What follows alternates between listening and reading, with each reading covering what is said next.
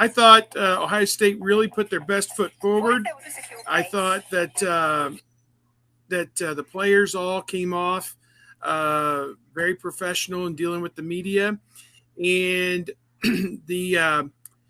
I guess with C.J. Stroud, what I would say was a year ago he seemed kind of tentative, um, almost unsure of himself at times talking to the media. And part of that would be like he would say, oh, I'm a great player, or that kind of thing. And he tried to convince himself that he really is a great player. And yesterday he was completely at ease. He talked about being a leader for the entire football team, having the offensive line and the defense over to his house and making them food. And then Jackson Smith, the Jigba, was very striking to me. People said, you could win the Fred Biletnikoff Award as the top wide receiver in the country, which I think he's going into the season at number 1 or number 2 on that list based on the Rose Bowl alone and the 90 catches he had last year. Or dare we say you could win the Heisman Trophy as an Ohio State opponent, Devontae Smith, at wide receiver, did just 2 years ago for Alabama. And he's like, that's all well and good, but the one trophy I would like to hoist the most is the national championship trophy. So he really put it out there and didn't back away from his thoughts of saying, this is what we want to accomplish this coming season. And so when you have your two leaders, your two very, very best two players on your team are this bought in to what's going to happen, I take this as only a good sign. And I just get the sense that something special could potentially happen with Ohio State this season. I mean, we've thought it all along because of all the magazines and the hype and the guys they've got coming back, and we're still a month away from the first game. But everything I saw and heard from those two and Ronnie Hickman and Ryan Day kind of led me to believe that something special is in the works here. Yeah, they were loose. They seemed to be, having a good time. I mean, we certainly have talked to players about Big Ten Media Days, and it's like, oh, I'm going because I have to go. It's not necessarily, that it's like, oh, I just want to go. I mean, yeah, you get to go and have a steak dinner, have some shrimp cocktail, maybe go out and get a new suit to be able to go do the event. But now in the days of NIL too, I mean, this is just a great chance for you to put yourself on display. I mean, everybody was loose. I mean, it was a lot of great stuff. I spent most of my time with Jackson Smith and Jigba during the player portion. I did sit in for the full hour of Ryan Day. Had the chance to listen a lot there. One of the big things I took away from Jackson Smith and Jigba was him talking about. I asked him about Cam Babb.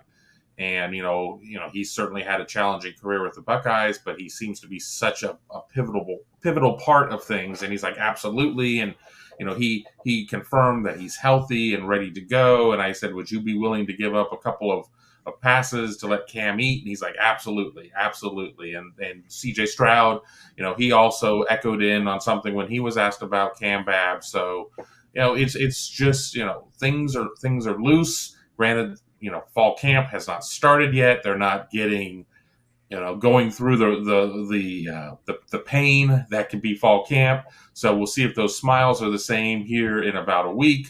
But overall, a great trip to Indianapolis to talk football, and hard to believe that we are as close to the season as we are, inside of 30 days of 0 week, which Ohio State doesn't take part in 0 week, but we certainly are going to get to watch some football. Darn straight. Yeah. Camp breaks and camp starts in 1 week for Ohio State. I was like Steve, a little, surprised, caught off guard, impressed by how loose and talkative and conversational CJ Stroud was. Like he's like a different person. Yeah. He was in command of the table.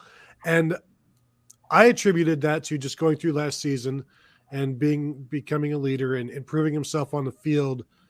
But then also, now that you guys are talking, I'm wondering also how much of that growth is also because of the NIL stuff, where he's shaking hands and kissing babies and doing a lot of talking through all of the NIL stuff. And all of this has made him a much more mature person. And it's funny to say he's more mature now because he's joking with people. It's, it's not contradictory. It is it's something you watch him, and he's asking people questions. He's engaged. He's engaging, and he's not a timid redshirt freshman that is, yes sir, no sir. First, let me thank God. Like, he was very just rudimentary, and everything was kind of rote last year for him. And this year he can go off the cuff, and just interesting. Something, these are the things you kind of take note of before any of the play starts, because this is all we have at this point. So, I thought that was interesting.